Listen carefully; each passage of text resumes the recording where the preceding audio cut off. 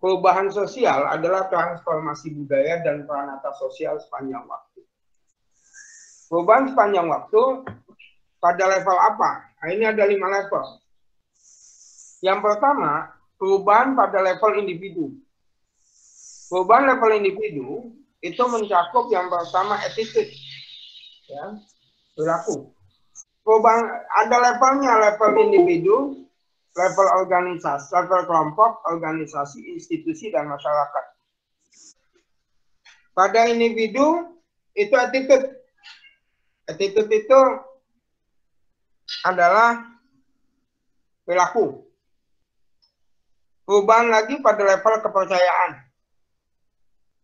Kepercayaan, ritual kepada agama itu berubah. Perubahan pada level motif. Dulu orang kuliah, orang belajar pengen cari ilmu. Berubah sekarang pengen cari ijazah. Berubah lagi orang kuliah pengen cari pacar. Berubah lagi mungkin pengen cari eksistensi. Aspirasi. Aspirasi juga ada berubah. Aspirasi dulu sekarang ada juga. Dalam hidup Anda aja Anda bisa pahami perubahan pola Anda dalam hidup ini antara SD, ketika SD, Anda kuliah SD ya, SD, SMP, SMA, itu akan berubah. Ya. Karena ada perubahan-perubahan itu. Yang kedua, perubahan pada kelompok. Pola-pola interaksi itu berubah. Kalau dulu interaksi itu karena belum ada WhatsApp dan lain sebagainya, sosial media. Itu interaksi itu antara kelompok itu berbeda. Dalam satu masyarakat, pertemuan itu menjadi hal yang sangat penting. Tatap muka. Sekarang nggak penting. Yang penting ada nongol di WA Group. Kalau nggak nongol di WA Group, nggak aktif. Pola-pola komunikasi. Komunikasi berubah. Kohesi ikatan sosial. Kemudian metode resolusi konflik berubah. Sampai kompetisi penerimaan dan penolakan pada kelompok itu berubah. Kemudian perubahan pada level ketiga, level lebih besar, yaitu pada organisasi. Organisasi, perubahan pada struktur dan fungsi organisasi. Kalau dulu organisasi mungkin orang akan belajar. Kalau sekarang organisasi mungkin eksis. Pengen kelihatan. Pola rekrutmen berubah. Bagaimana orang itu melakukan rekrutmen ada berubah. Ada produktivitas yang berbeda, ada pola sosialisasi yang berbeda. Institusi, pada level perubahan juga ada pada level institusi. Misalnya institusi perkawinan. Itu ada perubahannya. Kalau dulu institusi perkawinan itu hal yang sakral, yang bicaranya adalah status. Kemudian perkawinan berubah jadi kontrak. Kalau status itu berarti ada yang di atas, ada yang di bawah. Kalau kontrak berarti laki-laki perempuan itu sama.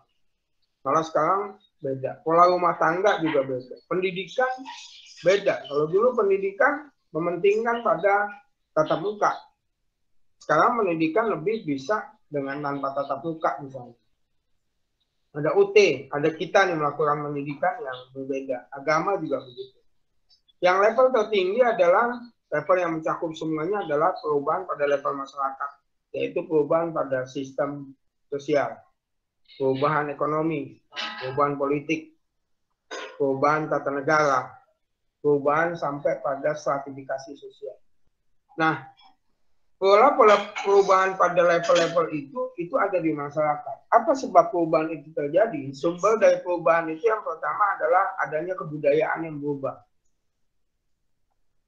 Kalau dulu misalnya, kalau kita lihat ada hukum-hukum yang masyarakat dulu mengatakan zina itu nggak boleh, nanti ada perubahan zina itu nggak apa-apa, itu ada perubahan, ada discovery, ada penemuan baru, ada kalau tidak ditemukan handphone, mungkin tidak ditemukan adanya undang-undang ITE, kemudian tidak ditemukan yang lain. Ada penemuan tentang kita tahu litigasi online. Jadi sidang juga nggak usah datang, cukup di sidang lewat online juga bisa. Ada invention, ada inovasi, ada difusi. Itu dari sumber dari kebudayaan. Dua, sumber perubahan adalah ide. Ada ide tokoh karismatik, ide agama. Contoh misalnya, Nabi Muhammad SAW itu adalah seorang pembaharu yang kemudian membawa ide-ide untuk mengubah masyarakat yang jahiliyah menjadi masyarakat yang beradab. Ya, itu contoh. Jadi ide-ide dari tokoh harismatik. Ada agama yang melakukan perubahan. Ada ide karena pemikiran, ada hak asasi, ada kemudian gender, ada kesamaan perempuan dan laki-laki. Ada kemudian perubahan pada kesadaran lingkungan dan sebagainya. Sumber yang ketiga adalah demografi. Demografi itu karena pertumbuhan penduduk. Masyarakat yang lebih banyak tumbuh maka akan ada perubahan. Dulu Jakarta itu begitu nyaman dan begitu luas sampai kemudian anda semua ini datang ke Jakarta, Jakarta jadi sempit. Ya, ada migrasi, ada urbanisasi, dan yang terakhir adalah konflik, ya, menghasilkan perubahan, ada perang dunia, membuat atom, teknologi dan lain sebagainya. Nah, perubahan sendiri kalau melihat dari sumbernya ada yang direncanakan dalam proses, ada sumber. Jadi prosesnya itu sumber, proses, dan dampak. Kalau kita bicara perubahan, ada sumber perubahan, ada perubahan yang direncanakan. Ada perubahan dalam prosesnya juga direncanakan. Dan dampaknya juga ada direncanakan. Tetapi ada yang sumber tidak direncanakan, prosesnya jadi direncanakan atau tidak direncanakan. Sampah pasti tidak direncanakan. Misalnya, sumber yang direncanakan misalnya kita mau ada program keluarga berencana. Prosesnya direncanakan, oh begini, nanti anaknya buat gini. Akhirnya dampaknya adalah populasi penduduk di Indonesia itu berkurang. Kemudian ada yang direncanakan juga, teknologi itu direncanakan. Adanya mobil itu direncanakan untuk supaya orang bisa melakukan mobilitas tinggi. Adanya motor, adanya sepeda, ya, karena dulu orang sulit untuk punya kuda dan lain sebagainya. Jadi adanya teknologi kendaraan bermotor itu ada sumber yang direncanakan. Dia direncanakan itu teknologi. Oh nanti ada mobil gini, mobil buat banyak orang. Ya. Dan prosesnya direncanakan. Oh jalan ini kalau mobil ini jumlahnya harus sekian dan sekian. Tapi kemudian dalam proses juga ada yang tidak direncanakan. Ternyata harganya pada murah, gila banyak-banyak banget. Nah, sampai kemudian dampaknya ada yang direncanakan. Orang itu kemudian masing-masing punya kendaraan, bisa nyaman, mobilitasnya tinggi, bu, kesana kemari gampang. Tetapi ada yang tidak direncanakan juga, misalnya polusi udara. Polusi udara menjadi kotor, ya, oktan tinggi. Jadi dampaknya polusi, dampaknya kemacetan, dampaknya orang jadi malas, obesitas kemana-mana maunya pakai motor dan lain sebagainya.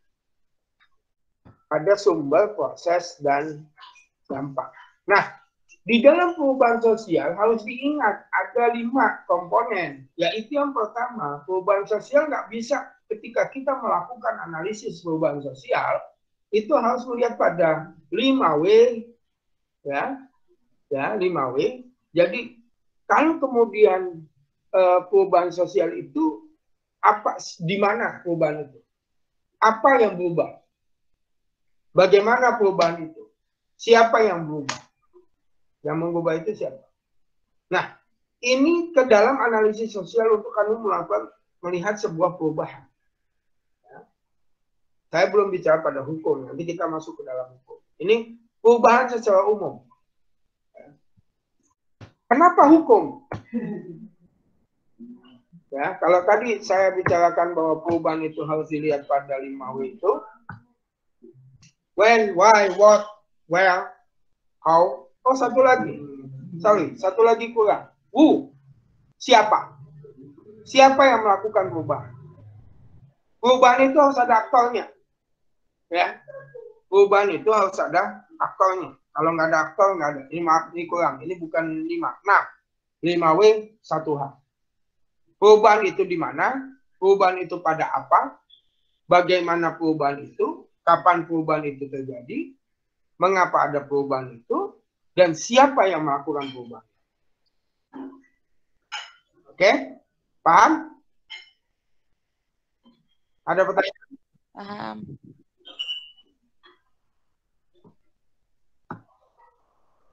Ada pertanyaan sampai sini?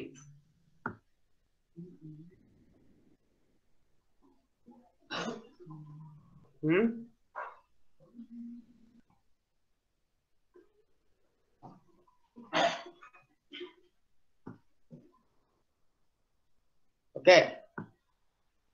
Kalau berarti udah paham ya? Udah paham? Kalau udah paham kasih jempol.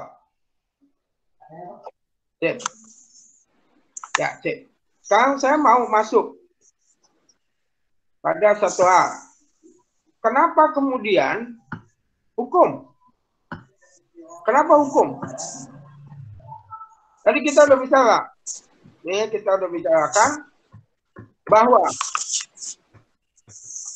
perubahan itu ingat pada 5 level. Oke? Masih ingat itu. Perubahan itu pada 5 level. Ya. Perubahan ada pada 5 level.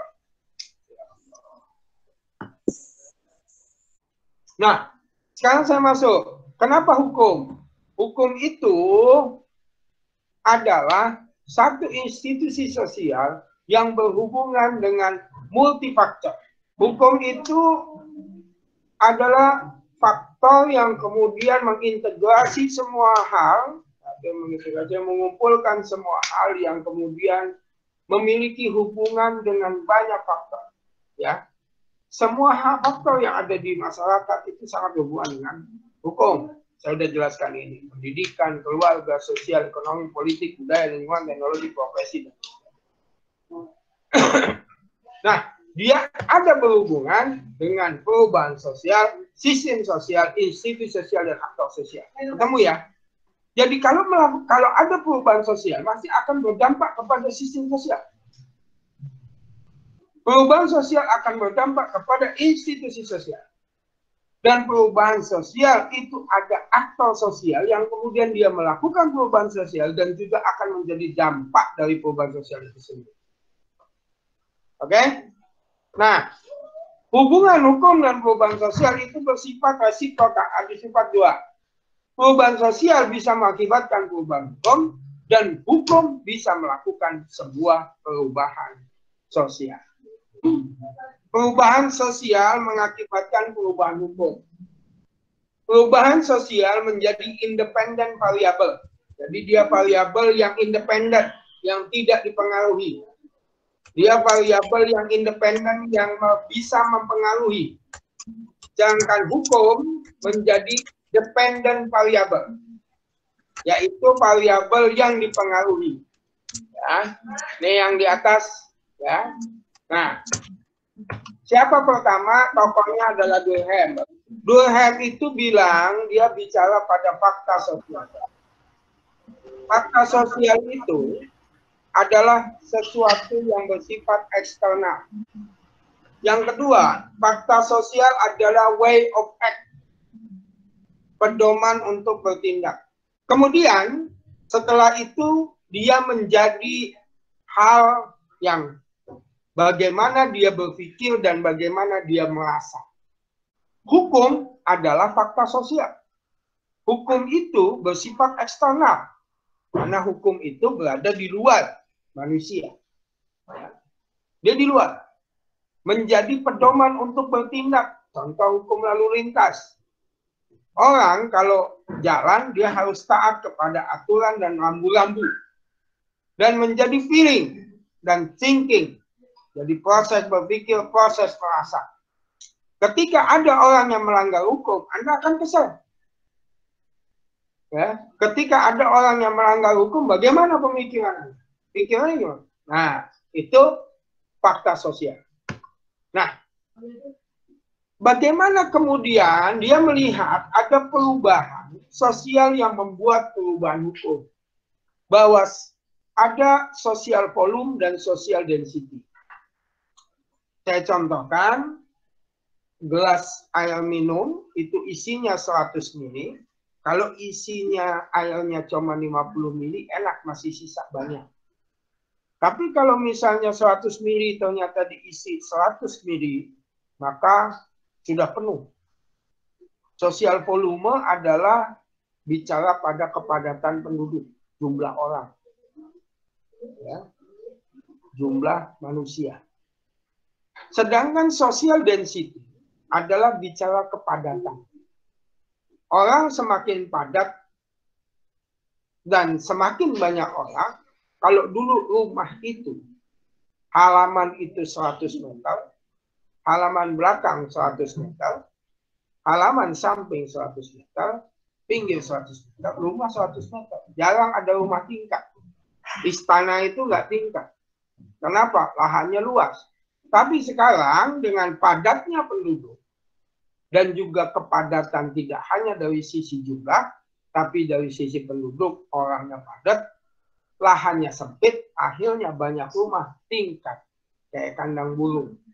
Tingkat sampai 3, bentuknya kecil. Kalau Anda lihat sekarang di YouTube dan lain sebagainya, lihat tipikal rumah tingkat kecil tapi bisa 3 lantai. Bisa 4 lantai, bisa 5.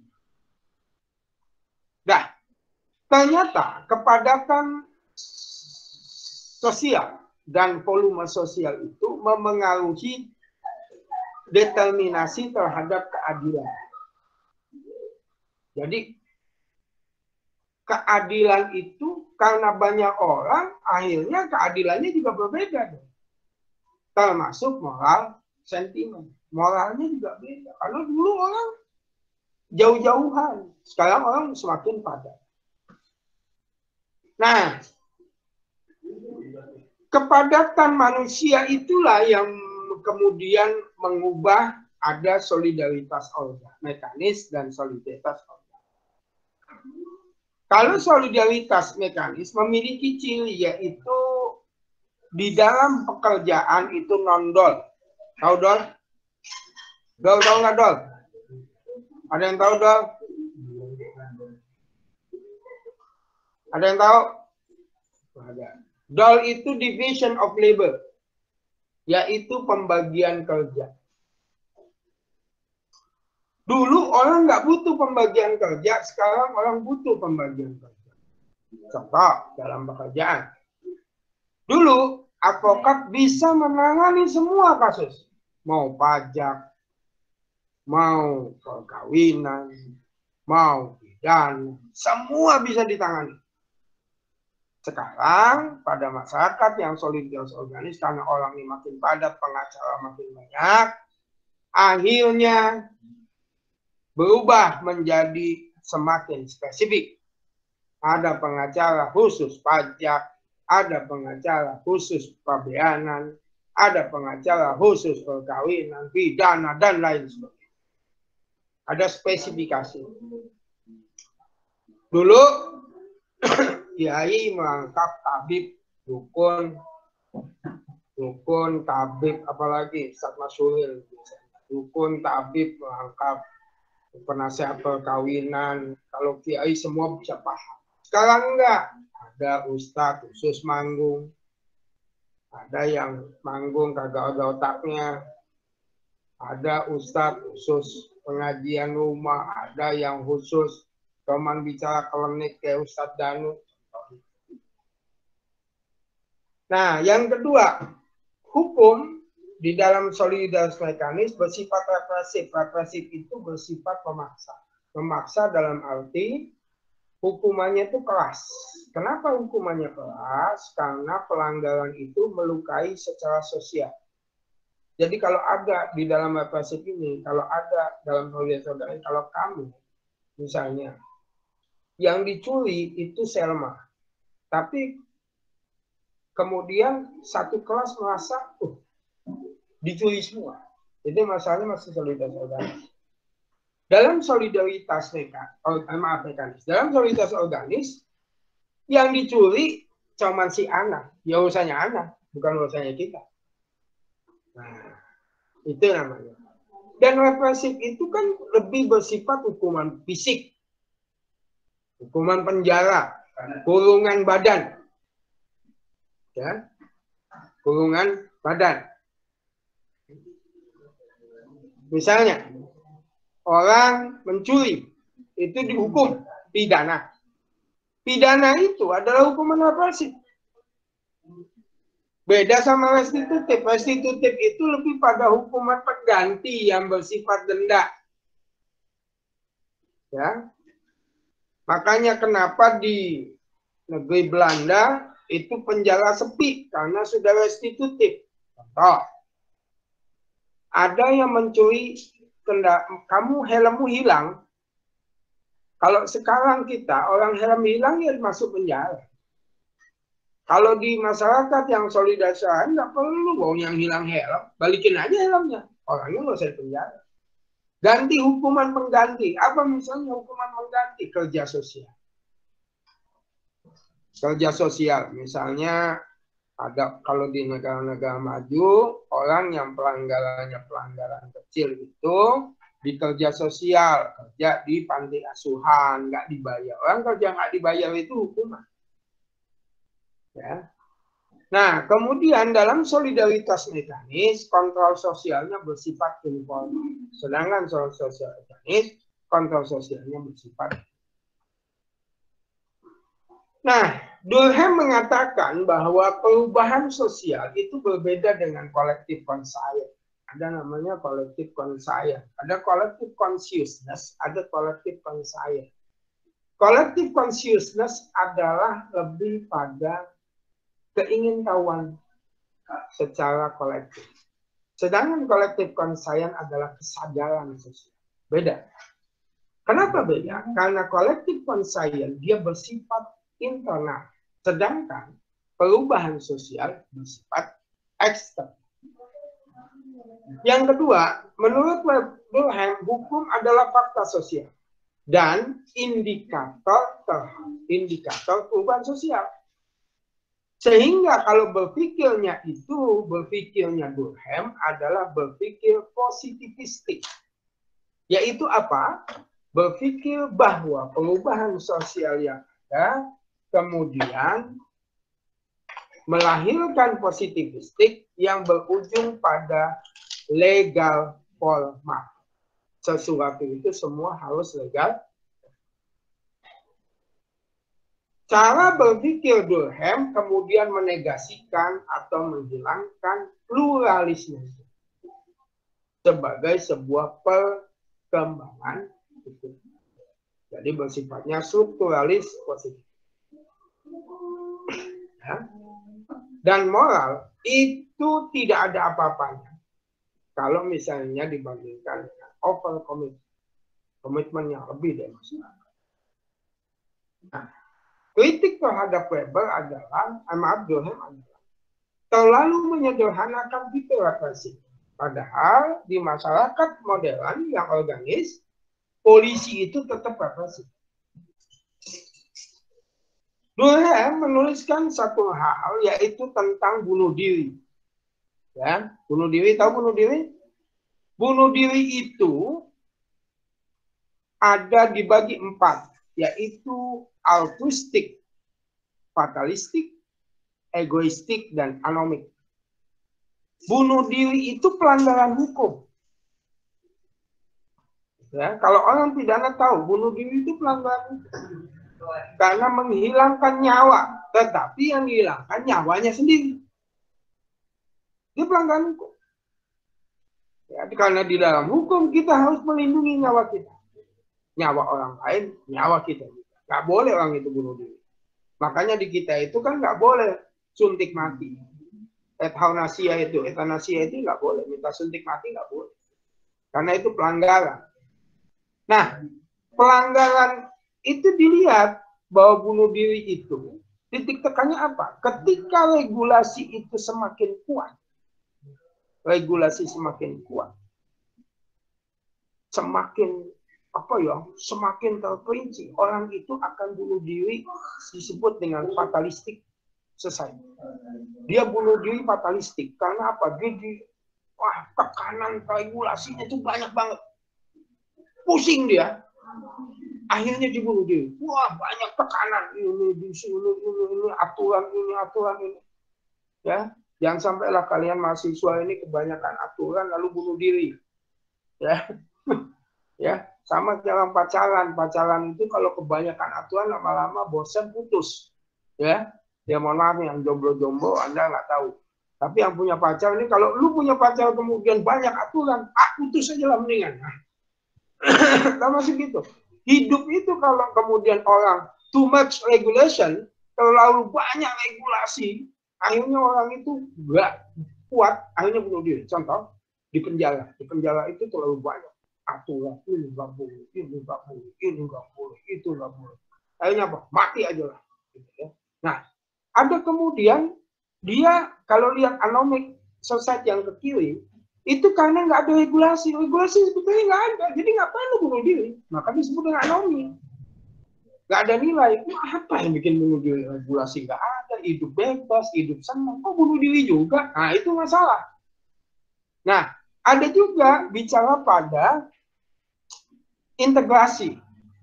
Orang makin rukun, integrasinya makin ketat, makin terintegrasi. Ada orang bunuh diri. Namanya disebut dengan altruistic society, yaitu bunuh diri altruistik. Ya.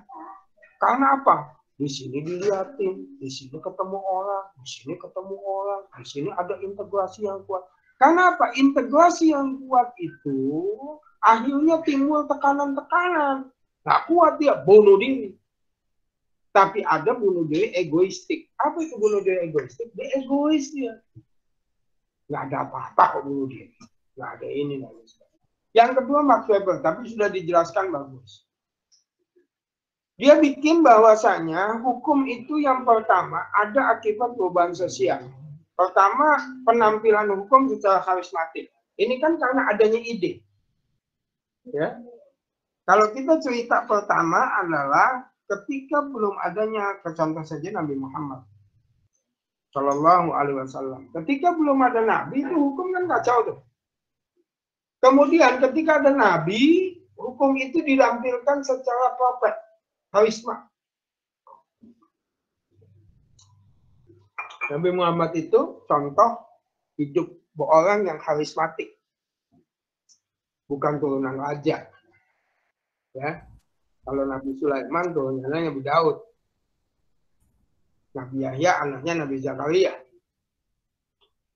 Nabi Muhammad itu bapaknya sudah meninggal, anak yatim, piatu, biasa aja. Tapi kemudian contoh hidup orang itu kemudian bisa menjadi pemimpin karena karismatiknya. Dari ketika karismatik itulah kemudian hukum ditampilkan secara karisma oleh orang. Ya. Sampai kemudian Nabi yang ada. Kemudian pada zaman sahabat, penemuan hukum itu secara empirik, sistemnya preseden. Ya, legal honoratis itu disebut dengan ahli hukum. Masuk yang ketiga, pernyataan hukum dilakukan oleh kekuasaan golongan keduniawaan, kerohanian keduniawaan. Ini dia bicara ketika kekuasaan Kristen di Eropa. Di mana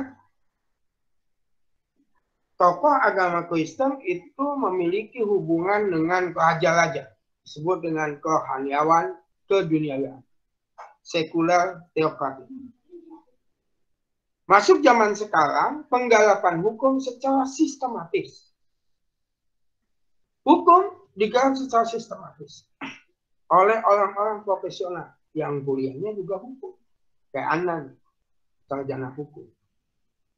Kuliah hukum, maka kemudian Anda dianggap profesional. Memiliki edukasi hukum, pendidikan hukum, formal dan logis. Kalau persoalan membaca undang-undang, semua orang bisa baca undang-undang. Lulusan sarjana pendidikan juga suruh baca undang-undang bisa. Tetapi bagaimana berpikir secara hukum, penggunaan logika hukum itu yang punya adalah sarjana hukum. Oleh sebab itu, Weber mengatakan bahwa usaha dia adalah memahami kondisi-kondisi masyarakat yang dukung penduangan rasional. Karena dia bicara rasional. Kondisi yang sesuai adalah penguasa yang bersifat rasional, yang merata dalam tubuh penyelenggaraan administrasi pemerintahan, penyelenggaraannya juga yang rasional. Yang dia kenal dengan nama birokrasi. Itu rasional. Oleh karena itu, dia bagi stepnya hukum. Yang pertama, step hukum pertama adalah gabungan formalisme logis dan penyelesaian yang irasional. Kadang-kadang dulu hukum itu coba diformalkan, tapi penyelesaiannya masih irasional. Pada step kedua, hukum itu bersifat logis dan rasional, serta sistematis melalui tahap materi. Udah, yang terakhir, hukum adalah sublimasi logis dan deduksi yang ketat. Apa kenapa deduksi yang ketat? Karena dia berangkat dari bawah. Itu bicara hukum. Perubahan sosial mengibatkan perubahan hukum. Demikian juga Talcott-Parsons. Ya, tokoh yang ketiga adalah Talcott-Parsons. Talcott-Parsons dengan teori gilanya, atau agil, atau hilak, atau terserah Anda. Pertama, dia teorinya mengatakan hukum itu adalah akibat dari perubahan sosial. Perubahan sosial itu apa? Karena ada perubahan sosial, maka kemudian tujuan masyarakat itu berubah. Kesejahteraan dan kemakmuran itu berubah. Kalau dulu orang sejahtera, makmur, tanah banyak, duit banyak. Sekarang enggak. Nggak perlu tanah banyak, tapi lu udah makmur. Punya saham yang banyak, deposito banyak. Nah, hukum itu untuk menjaga. Fungsi utama hukum adalah mengatur hubungan-hubungan bagian hukum sebagai komponen. Nah, di situ ada latensi, ada konflik sosial yang bersifat laten. Nah, ini harus dijaga oleh hukum. Karena perubahan sosial yang ada itu akan menimbulkan konflik dan akan menimbulkan kesenjangan sosial. Hukum menjaga supaya tidak terjadi konflik, atau hukum menjaga supaya konflik itu meminimalisir dan kesenjangan itu tidak terlalu jauh. Ya. Nah, di sana ada proses adaptasi. Ya, kenapa proses adaptasi? Karena subsistem struktur fungsional yang ada di masyarakat selalu berevolusi dan mengalami upgrading adaptif. Ya, jadi bersandar pada generalitas yang lebih tinggi. Hukum itu adalah melegitimasi keragaman tujuan dan fungsi. Jadi itu hukum. Kalau nggak ada hukum, itu susah. Contoh saya akan bicarakan. COVID itu kondisi yang mengubah. Dengan adanya COVID, maka kemudian timbullah perubahan. Timbullah hukum. Yang ada kemudian saat ini ada namanya PSBB. Ya. Tanpa hukum. COVID ini akan menyebar. Kalau cuma himbauan, orang masih bandel. Timbullah hukum. Hukum itu untuk supaya fungsi-fungsi yang ada di masyarakat ini berjalan dengan baik. Maka adalah kemudian instruksi Presiden PSBB. Kalau kita lihat dari sini, pakai teori ini, hukum mengintegrasikan sistem yang ada dengan PSBB, maka nanti transportasi dibatasi, orang ketemu orang dibatasi, tapi pakai hukum. Kalau nggak pakai hukum kan susah, bos. Sekarang Anda ingin melarang orang ketemu, nggak ada hukum kan susah. Jadi adanya aturan untuk melakukan social distance atau lockdown, istilahnya di luar negeri, kalau kita istilahnya PSBB atau darurat kesehatan, itu ada karena adanya perubahan sosial dalam hal lingkungan hidup. Ada kesehatan COVID yang bikin orang itu kemudian timbullah satu hukum. Kalau nggak begitu, maka orang seenaknya aja. Orang datang ke rumah dikunci, dikucilkan, dan lain sebagainya. Dengan hukum, maka kemudian hukum itu mengintegrasikan. Dengan hukum, orang nggak boleh dong ngelarang orang dikubur, buset ya dikubur aja nggak boleh. Orangnya udah mati, kecuali dikubur terus dibangun lagi, baru. Orangnya juga udah mati. Sir Henry Mann, orang Inggris. Sir Henry Mann bilang, ada perkembangan hukum dari status menuju kontrak. Contoh, dalam lembaga perkawinan. Dulu, perempuan itu adalah statusnya istri oleh. Kalau perempuan itu secara dia status, maka posisi perempuan di bawah laki-laki. Berubah sekarang, perempuan itu tidak menjadi istrinya orang. Istrinya siapa? Enggak. Tapi kontrak bahwa perempuan itu dan laki-laki memiliki hak yang sama, sehingga hukum itu menjadi kontrak. Itulah yang digambarkan dalam Al-Quran. Di Al-Quran sebelum Islam itu ada, perempuan itu status. Statusnya apa?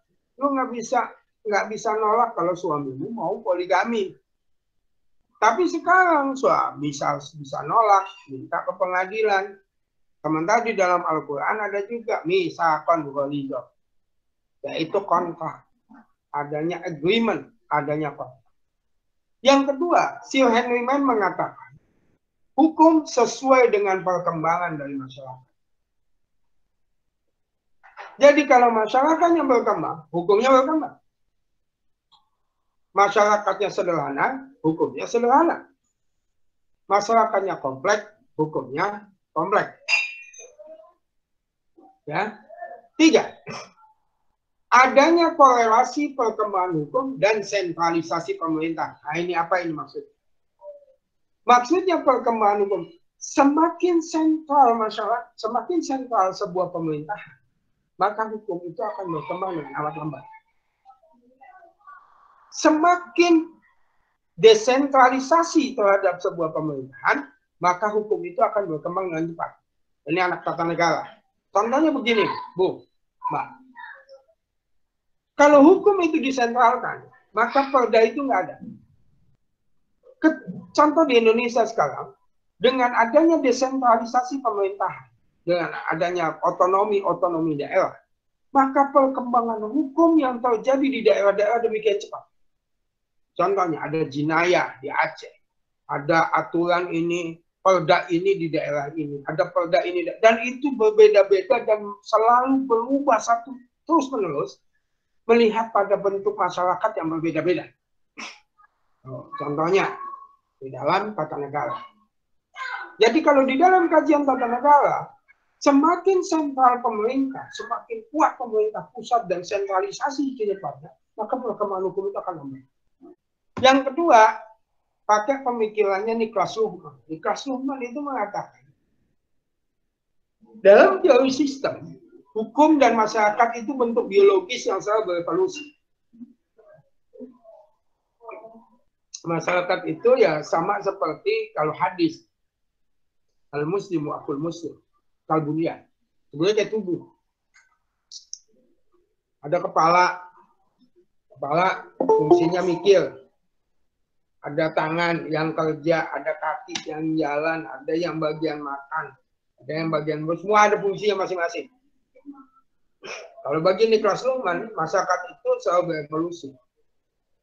Karena dibentuk biologis. Anda itu kan bentuk biologis, berevolusi. Nggak mungkin Anda tuh sama. Oh dulunya doyannya waktu kecil, saya nggak tahu kecil kamu kan di kampung ya. Doyannya makanan getuk gitu ya, dalam kamu getuk, nggak mungkin sampai tua tuh suka getuk ya, cuma getuk loh ya, dulu suka ngompol, kan nggak ada ngompol ya. Nah, itu hukum karena dia bentuk biologis dan berevolusi, maka dia berhubungan dengan subsistem lain melalui informasi dan masukan dari luar lingkungan. Itu hukum. Di hukum itu ada informasi, jadi hukum itu bisa berubah sesuai dengan masyarakat. Dan yang ketiga, hukum mentransformasikan perubahan-perubahan ke dalam lingkungan, tapi tetap dalam skema dan kategori hukum sendiri. Jadi hukum itu otonom. Jadi perubahan sosial mengakibatkan perubahan hukum, yang kemudian hukum itu mengkomunikasikannya, mentransformasikannya ke perubahan dalam lingkungannya doang. Tapi tetap dia sebagai sesuatu yang. Oleh karena itu, kalau hukum perubahan sosial mengakibatkan perubahan hukum, maka hukum selalu tertinggal oleh perubahan sosial. Meskipun Dia bilang bahwa hukum itu adalah satu proses untuk mencapai sebuah perubahan. Hukum yang pertama, hukum menjadi law as a tool of social engineering. Dia menjadi hal yang paling penting di dalam melakukan sebuah rekayasa. Pertama, hukum itu memiliki lari ke rule of application. Harapan hukum itu apa sih? Yang kemudian bagaimana implementasi? Setelah dia terimplementasi, ada rule of performa. Bagaimana performanya hukum? Sampai kemudian terwujud perubahan sosial. Contoh.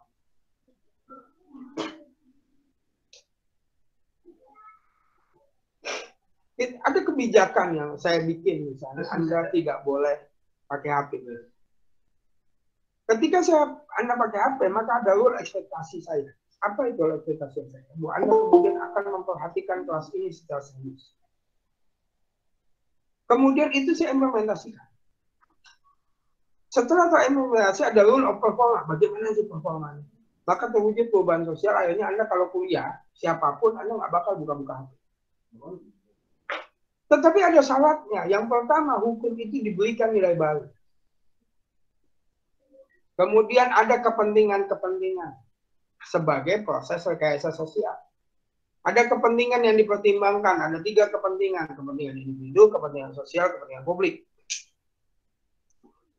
Di dalam implementasi ada proses imbalan, reward.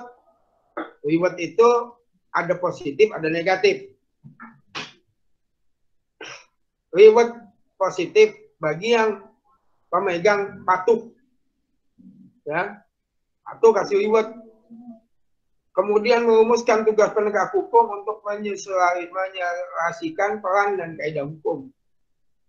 Mengeliminasi pengaruh negatif dari pihak ketiga. Nih ada pihak ketiga yang suka ngaco-ngaco. Kemudian mengusahakan perubahan pada persepsi, sikap, dan nilai pemegang peran. Kalau sudah jadi perubahan sosial, maka akan menguasai situasi. Kemudian membuat analisa, melakukan verifikasi hipotesa dan pengukuran terhadap dampak. Tapi ingat, itu ada kunci suksesnya, ada 8 kunci sukses. Ya, kita bisa lihat di sini. Yang pertama, hukum emanasi dari otoritas yang prestisius. Emanasi itu berarti ada prestisius, orangnya itu diakui. Ya, bukan siapa-siapa bikin hukum. Ada yang nama. Yang kedua, hukum itu kompatibel, rasional dengan nilai yang ada. Yang ketiga, advokat harus jadi referensi. Yang keempat, penegakan hukum singkat, jangan lambat. Yang kelima, penegakan hukum harus komitmen. Ketujuh, implementasi hukum dengan sanksi positif dan negatif. Ketujuh, penegakan hukum yang rasional dan terhubung dan perlindungan korban. Nah, ini ada hal yang kemudian jauh lebih penting, yaitu bekerjanya hukum sebagai isu sosial dan menekankan adanya aturan. Ini komponen yang ada ketika kita bicara law as a tool of social. Ya. Nah, keuntungan ketika hukum itu jadi alat perubahan sosial ada lebih spesifik, lebih fokus. Ya, mengubah apa itu lebih fokus. Yang kedua, menurut Melton, dia bilang hukum adalah alat rekayasa sosial. Hukum itu punya 2 fungsi, yaitu fungsi laten dan fungsi manifest. Fungsi laten adalah fungsi yang tujuannya diharapkan dari satu keluarga. Fungsi manifest fungsi yang sebelumnya tidak didapat tapi muncul. Contohnya apa? Undang-undang perkawinan itu membatasi poligami. Fungsinya itu diharapkan itu membatasi poligami dengan izin. Tetapi ada fungsi manifest. Ada orang yang melakukan poligami malah diam-diam. Lakukan dikasih. Itu contoh. Syaratnya ada 4. Otoritas, aturan jelas, penegakan hukum, proses institusionalisasi. Nah, ketika bicara ini ada penolakan, Penolakannya yang pertama aliran sejarah hukum menolak, jadi kemudian tokoh William Sumner. Ya, kalau bagi sejarah hukum itu bukan sarana, karena perubahan itu masyarakat, bukan hukum. Perubahan sosial yang ada itu ada resistensinya. Ada orang yang susah atau kelompok masyarakat yang susah atau bagian komponen masyarakat yang susah. Kenapa resistensi itu ada 4? Yang pertama, resistensi secara sosial, psikologi, daya, dan ekonomi. Orang sulit akan berubah ketika yang pertama secara sosial dia punya kepentingan. Vested interest, ada kepentingan pribadi di situ. Susah berubah, Bu. Ya.